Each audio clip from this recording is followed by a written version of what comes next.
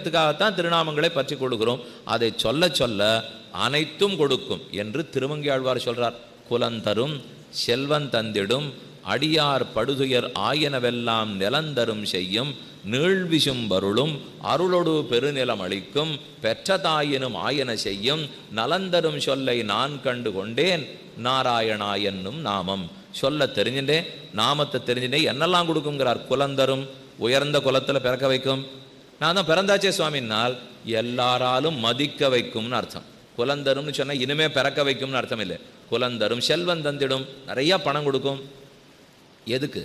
வெறும் ஓஹோன்னு பட்டாட்டோப்ப வாழ்க்கை வாழறதுக்காக இல்லை. இப்போ அந்த பணத்தை பெற்று நல்ல தனமாக கைங்கரியத்தில் செலவழிக்கிறதுக்காக. பணம் இருக்கிறது தப்பே இல்லை. இப்போ அதை சரியான உபயோகப்படுத்துகிறமான தானே கேள்வி.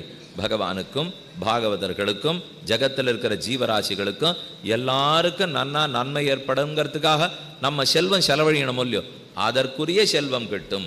குலந்தரும் செல்வம் தந்திரும் அடியார் படுதுயர் ஆயனவெல்லாம் நிலந்தரும் செய்யும்.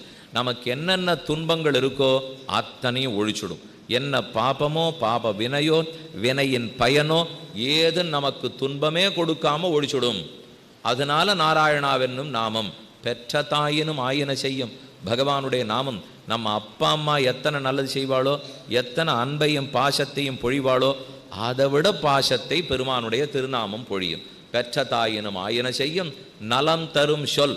நமக்கு எப்பவும் வாழ்க்கைக்கு நலம், இகலோக வாழ்க்கைக்கும் நலம், பரலோக வாழ்க்கைக்கும் நலம். இந்த ரெண்டையுமே பகவானுடைய நாமங்கள் பெற்றுக் கொடுக்கும்.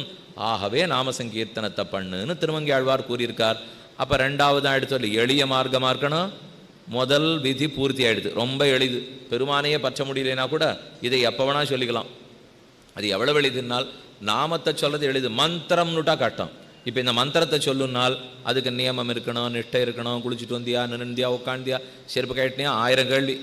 ஒன்றுமே இல்லையே. நான் கோவிந்தா கிருஷ்ணா முராரேன்னு சொல்லிக்கிறதுக்கு யாரை போய் கேட்கணும் சொல்லுங்க. நாமங்களுக்கு எந்த நிர்பந்தமும் கிடையாது இல்லையோ.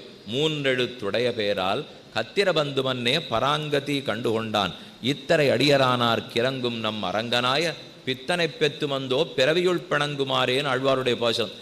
என்ன சுலபமாக நாமத்தை சொல்றவனு கூட பெருமான் இரக்கத்தோடு வந்துடுறார், தயையை பொழிகிறார். ஆகவே நாமங்களுக்கு சுலபம்.